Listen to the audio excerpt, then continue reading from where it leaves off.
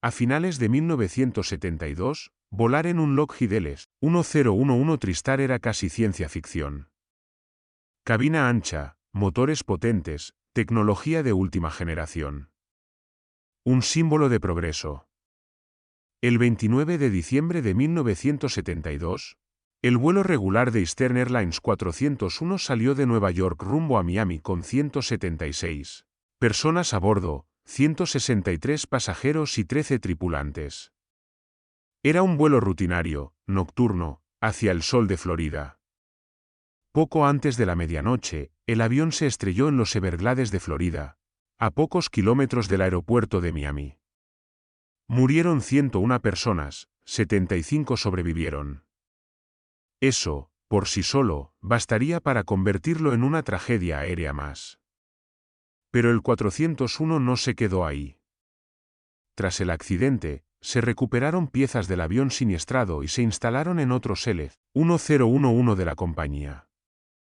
Poco después, comenzaron a circular historias. Miembros de la tripulación decían ver, en la Galley o en los Jumpseats, a dos hombres que reconocían demasiado bien por las fotos, y que habían muerto en el accidente, el capitán Robert Loft y el ingeniero de vuelo Don Repo. Medium historias que la aerolínea calificó de basura. Historias que, aún así, dieron la vuelta al mundo. Hoy vas a subirte a ese avión. Vas a escuchar el despegue, el fallo, el impacto. Y después, los pasillos silenciosos donde, dicen, siguieron apareciendo sus fantasmas. Ponte el cinturón. Es invierno en Nueva York. El 29 de diciembre. El tipo de frío que se cuela por el cuello aunque vayas abrigado. En la terminal de JFK, el mostrador de Eastern Airlines luce el número de vuelo en el panel. Eastern 401, New York de Miami. Los pasajeros llegan cargados de abrigos, maletas, bolsas de mano. Hay familias con niños que se van a pasar el fin de año a Florida. Parejas mayores que buscan calor. Gente de negocios que quiere cerrar el año en la playa. En la cabina de mando, los tres hombres que dirigirán ese vuelo repasan listas y procedimientos. Capitán Robert Loft, comandante veterano, miles de horas de vuelo. Un hombre que sabe que el avión responde mejor a la disciplina que a la suerte. Primer oficial Albert Stockstill, concentrado, técnico, acostumbrado a leer instrumentos como quien lee un libro abierto. Ingeniero de vuelo Don Repo, encargado de vigilar sistemas, motores, presiones, un técnico meticuloso. Además, esa noche viaja en cabina un cuarto hombre, sentado en el Jumpseat, Angelo Donadeo, técnico de la compañía que regresa a Miami como pasajero no revening, fuera de servicio. La tripulación de cabina repasa su rutina, el saludo al entrar, el café para los pasajeros madrugadores de la noche, la sonrisa automática que hay que sostener aunque los pies duelan. Fuera, la pista está húmeda. El viento corta. El L-1011, enorme, blanco y azul, espera su turno para despegar. Dentro, nadie sospecha que ese avión va a volar solo una vez más. Y que, aún así, algunos jurarán verlo después, en otras rutas, en otros cielos. El despegue es limpio. El L-1011 ruge, gana velocidad, el fuselaje vibra. Las luces del aeropuerto se hacen pequeñas bajo las ventanillas. Una vez en crucero, el vuelo se normaliza.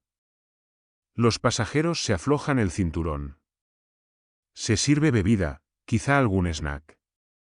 Algunos duermen apoyados contra la ventanilla, otros hojean revistas, otros piensan en el calor que les espera al aterrizar en Miami. En la cabina de mando, los instrumentos marcan todo dentro de lo previsto. El L-1011 es un prodigio tecnológico para su época, autopiloto avanzado. Sistemas redundantes, cabina silenciosa. Era el orgullo de Lockheed y uno de los emblemas de Eastern Airlines. La tripulación charla, revisa mensajes, se prepara para el descenso. Las 11:30 de la noche se acercan. Y, con ellas, Miami. A las 11:32, el vuelo 401 inicia su aproximación a Miami. Todo va como debe, hasta que una pequeña luz decide no encenderse. En el panel central hay 3 luces verdes que deberían confirmar que el tren de aterrizaje está bajado y bloqueado. Una para cada pata. Funciona como un semáforo, si están encendidas, todo está en posición. El capitán baja el tren. Se oye el ruido habitual, motores hidráulicos, mecanismos bajando. Pero la luz del tren del Morro no se enciende. Es solo una bombilla. Una bombilla de unos centímetros. Pero en ese cockpit, esa bombilla pesa tanto como todo el avión. La luz del no seguir no se ha encendido, comenta Stockstill. Empiezan las comprobaciones. Ciclan el tren de aterrizaje, arriba, abajo, otra vez. La luz sigue apagada. Podrían aterrizar sin ella, existen procedimientos para confirmar visualmente la posición del tren. Pero aún hay tiempo, aún están lejos del aeropuerto. El capitán Love decide interrumpir la aproximación. Eastern 401, discontinuamos la aproximación, solicitamos mantener, anuncia por radio. La torre les autoriza a subir a 2000 pies, unos 600 metros, y entrar en un circuito de espera sobre los Everglades. Mientras, en cabina, los 3 hombres se concentran en lo que les falta, esa pequeña luz verde. Nadie mira demasiado al altímetro. No todavía. El avión gira suavemente hacia el oeste. Abajo, un océano negro, los Everglades de Florida, un pantano inmenso, salpicado de agua, barro y vegetación. No hay luces de ciudad, no hay pueblos. Solo oscuridad, como si el avión volara sobre un lago infinito. Dentro de la cabina de mando, en cambio, hay luz.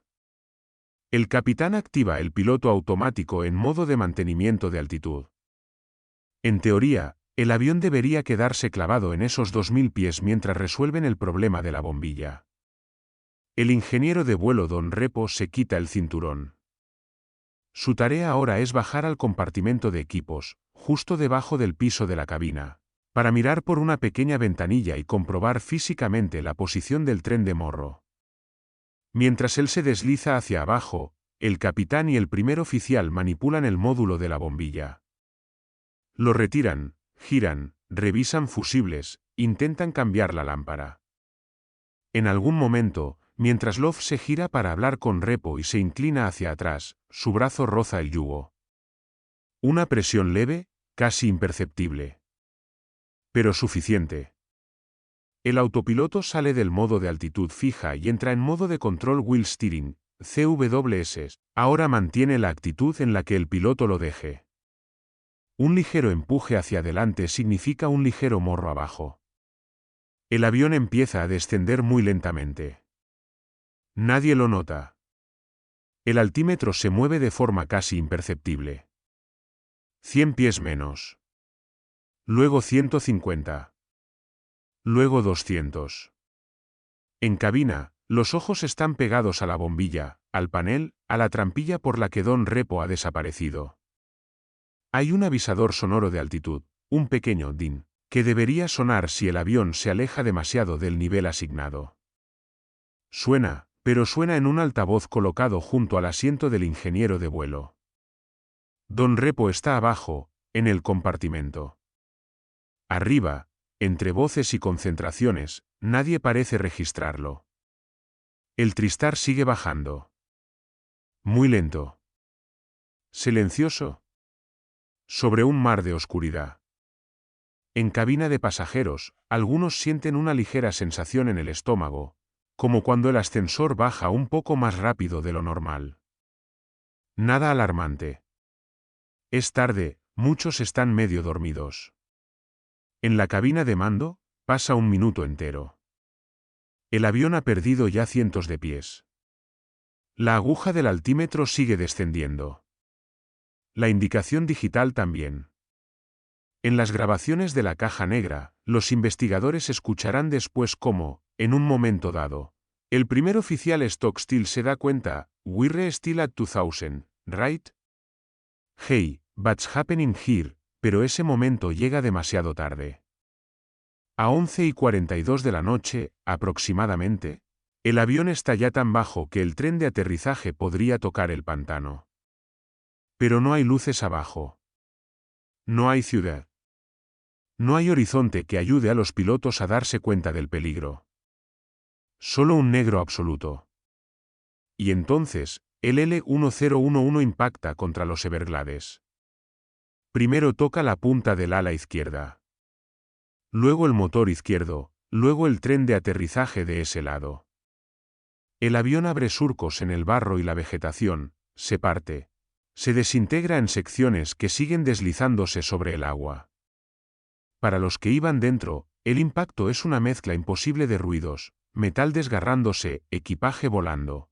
Gritos, oscuridad, agua que irrumpe por los laterales. Y, después, un silencio raro.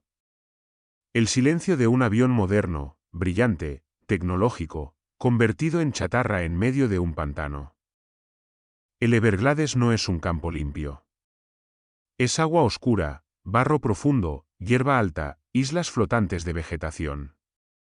El avión se ha roto en 3 grandes secciones, y cientos de fragmentos pequeños han quedado esparcidos a lo largo de cientos de metros. En medio de todo eso, voces. Algunos supervivientes están semisumergidos.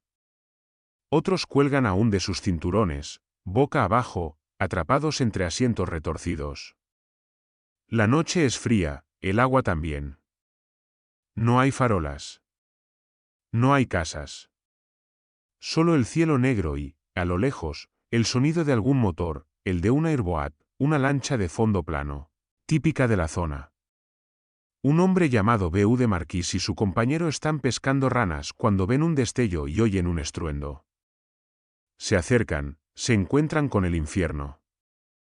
B.U. se quema piernas y brazos con el combustible que flota en el agua, pero sigue yendo y viniendo, sacando gente de los restos como puede. La tripulación de cabina que sobrevive, aunque herida, ayuda a otros pasajeros. Evitan que alguien encienda un mechero, hay combustible flotando, cantan villancicos para mantener la calma. Intentan que la gente no se duerma del frío y el shock. Los pilotos no tienen la misma suerte. El primer oficial Stockstill muere en el impacto. El capitán Love fallece poco después en los restos de la cabina, antes de llegar al hospital. El ingeniero de vuelo Don Repo sobrevive al choque inicial, pero muere más tarde a causa de las heridas. Solo Ángelo Donadeo, el técnico que iba en la cabina como pasajero, se recuperará por completo de sus lesiones. Cuando amanece, el panorama es brutal, trozos de fuselaje semihundidos, asientos, maletas, restos personales flotando entre el sauras. Pero en medio de esa destrucción hay 75 personas vivas. Y un avión que, por muy destrozado que esté, todavía guarda cosas aprovechables.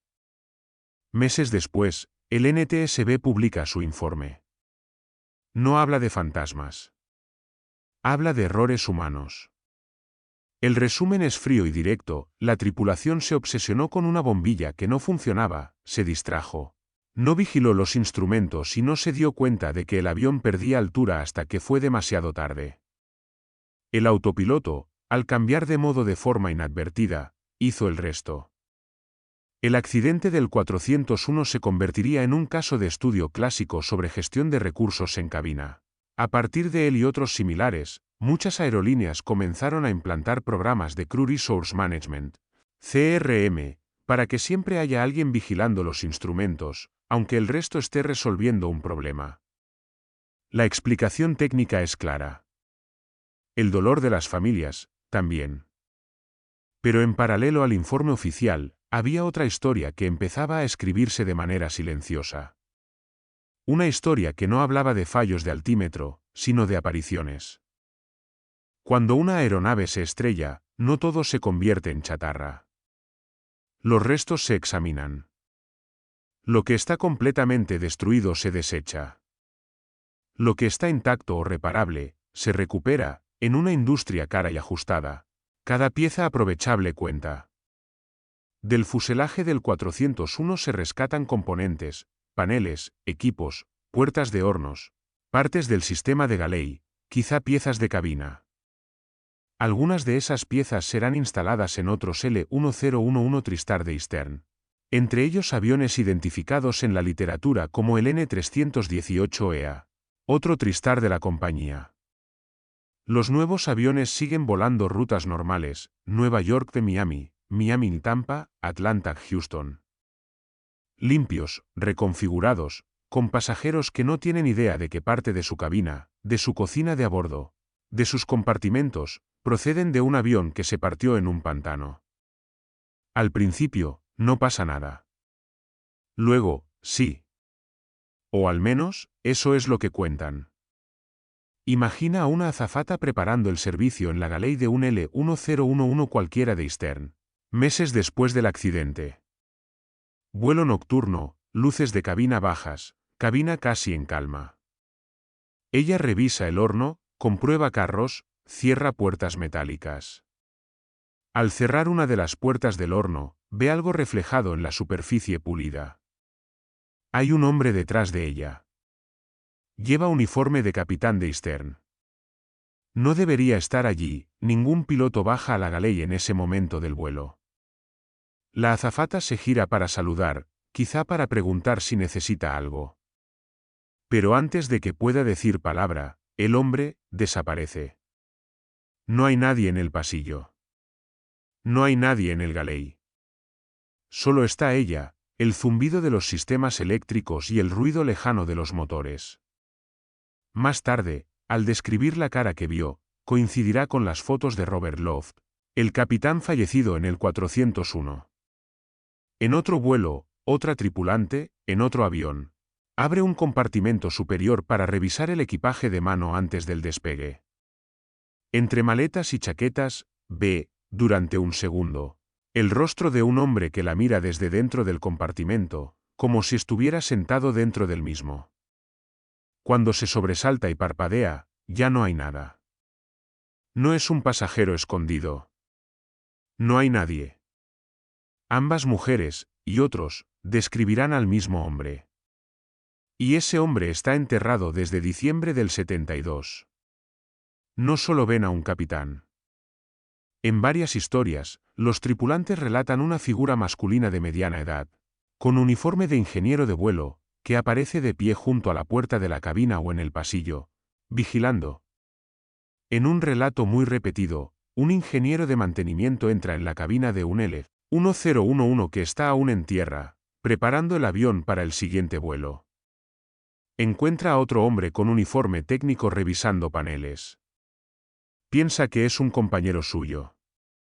No te tenía en la lista de turno, le dice. El hombre levanta la vista. Tiene ojeras, una expresión seria, pero no amenazante. No te preocupes por este avión, responde. Ya he hecho la inspección.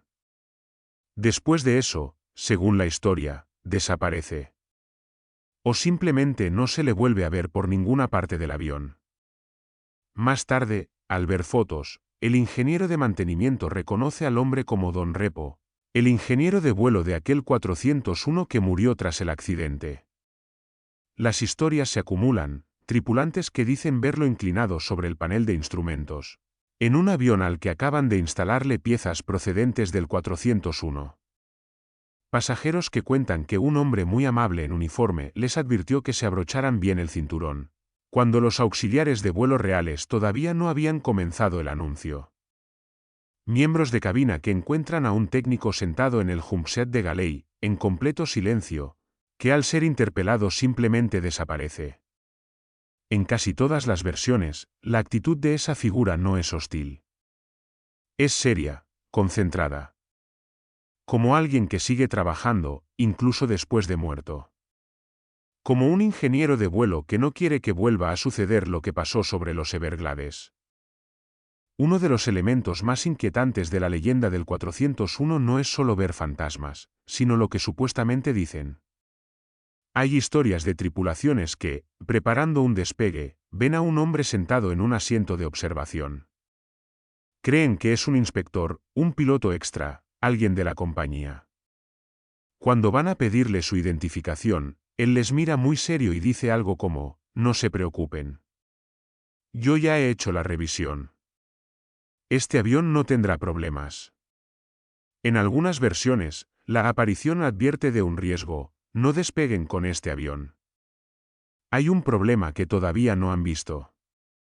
Lo inquietante es que, según esos relatos, poco después se encuentra una avería real en uno de los sistemas de la aeronave. Algo que, en teoría, podría haber provocado un incidente si no se hubiera detectado a tiempo. ¿Coincidencias?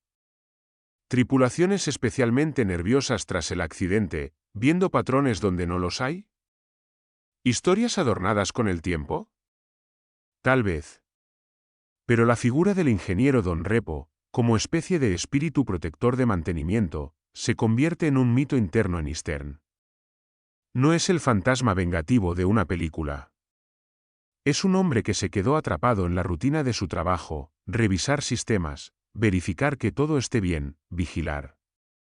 Solo que ahora lo hace desde un lugar en el que ningún manual de vuelo contempla su presencia. Las historias empiezan a correr de avión en avión, de base en base, de tripulación en tripulación. Algunas son breves: una azafata lo vio en el galley de un L-1011 camino de Nueva York. Otra lo vio en la puerta del horno, como reflejado en el metal. Otras se vuelven rocambolescas, con adornos evidentes, pasajeros que ven manos salir del techo, voces que se escuchan en los altavoces sin que nadie hable, etc. Pero en la base, lo que importa no es tanto la exactitud como el ambiente que crean. Hay tripulantes que empiezan a pedir cambios de avión cuando se enteran de que a esa aeronave le han instalado piezas recuperadas del 401. Hay quien se niega a volar ciertos L-1011. La dirección de Eastern Airlines reacciona con dureza. El entonces directivo, el exastronauta Frank Borman, califica las historias de Garvey, pura basura. La empresa prohíbe formalmente a sus empleados difundir rumores de fantasmas, bajo amenaza de medidas disciplinarias. Oficialmente, la compañía insiste: ningún avión está embrujado, las piezas recuperadas son totalmente seguras, todo lo demás son supersticiones. Extraoficialmente, según muchos testimonios, Eastern toma una decisión silenciosa: retirar todas las piezas recuperadas del 401 de su flota. No lo anuncian. No lo ponen en notas de prensa. Simplemente, con el tiempo, esas piezas desaparecen. Y, con ellas, dicen, disminuyen los avistamientos. El vuelo 401 se convierte en algo más que un número en una lista de accidentes. Surgen libros, artículos, capítulos de programas de televisión. Se rueda una película para televisión, se escriben reportajes sobre el avión fantasma. Algunos supervivientes hablan públicamente de la noche del accidente. Otros nunca quieren mencionar el tema. En los relatos sobre fantasmas, los nombres de Loft y Repo vuelven una y otra vez: el capitán que aparece serio, silencioso, en cabinas ajenas, el ingeniero que revisa paneles y hornos, que advierte de fallos, que se deja ver solo lo justo. La cultura popular hace el resto: el 401 pasa a formar parte de esa lista de historias que se cuentan en foros de aviación, en artículos de curiosidades, en blogs de misterio. Pero detrás del morbo hay restos muy concretos: un trozo de suelo del avión se conserva hoy en un museo de Miami como recuerdo del accidente. Los Everglades, de noche, siguen siendo el mismo mar de oscuridad sobre el que el 401 descendió sin que nadie lo notara. Y, para muchos tripulantes veteranos, el nombre del vuelo sigue provocando un silencio breve antes de seguir hablando. Imagina que hoy, años después, te toca un vuelo nocturno. No vuelas en Eastern, esa aerolínea ya no existe, y probablemente tu avión no lleva piezas del 401. Es otro modelo, otra compañía, otra época. Pero las rutinas son parecidas: subes a bordo, te sientas, ajustas el cinturón. Las luces se apagan, apenas queda un resplandor tenue azul en el pasillo. Cierras los ojos un momento mientras el avión ruge por la pista. Cuando estás en crucero, los auxiliares pasan con el carrito. Uno de ellos se detiene junto a la galley, abre un compartimento metálico, revisa bandejas. El reflejo en el acero pulido hace que su cara se vea doble. Por un segundo, jurarías que hay otra cara junto a la suya, justo detrás, mirando desde un ángulo imposible. Parpadeas, y solo queda el reflejo normal. Te dices que estás cansado. Que has visto demasiados vídeos sobre estos temas. Que los reflejos siempre juegan malas pasadas. Pero te viene a la mente la imagen de un técnico asomado a un horno, de un capitán sentado en un jumpseat que ya no existe, de un ingeniero que recorre pasillos que nadie más ve. Cierras los ojos. Escuchas el ruido de los motores, el timbre de un aviso en cabina, el murmullo de voces. Y sí, en la cultura de la aviación, los fantasmas no arrastran cadenas ni apagan luces, sino que vigilan instrumentos y revisan galeys para que no se repita una tragedia. Quizá eso sea lo más inquietante de la historia del vuelo 401, no es un cuento de terror clásico con apariciones espectaculares, sino una mezcla incómoda de hechos documentados, un accidente terrible, piezas recuperadas e instaladas en otros aviones, y una larga cadena de testimonios imposibles de verificar del todo. Entre unas cosas y otras, el resultado es este: hay quien dice que, en ciertos vuelos, a cierta hora de la noche, cuando la cabina duerme, si miras demasiado tiempo al metal pulido de un horno de galey, podrías ver, detrás de tu propio reflejo, la silueta de un hombre con uniforme antiguo, que no te pide nada, no te asusta, solo parece comprobar que todo, esta vez, funciona bien. Los accidentes de avión dejan huellas en el suelo, en los informes y en las mentes. El del vuelo 401 dejó algo más, cambios reales en la forma de trabajar en cabina, piezas que volaron durante años en otros aparatos, y un puñado de historias que, creas o no en fantasmas, siguen contándose medio siglo después. Tal vez ningún capitán muerto haya vuelto jamás a sentarse en un asiento de observación. Tal vez ningún ingeniero haya revisado un panel desde el otro lado. O tal vez sí. Tal vez lo importante no es si es verdad o no, sino el efecto que produce la historia. Cada vez que alguien recuerda el vuelo 401, cada vez que se menciona el nombre de Love Torrepo en un pasillo de un aeropuerto, cada vez que un auxiliar mira 2 veces el reflejo metálico de un horno. El accidente vuelve a estar un poco menos olvidado. Y, de alguna manera extraña, los que murieron aquella noche sobre los Everglades siguen volando en la única cabina que no necesita combustible. La de las historias que la gente cuenta en voz baja cuando las luces de cabina se apagan y solo quedan el zumbido del avión, la respiración de los pasajeros dormidos, y el recuerdo de un vuelo que nunca terminó de aterrizar.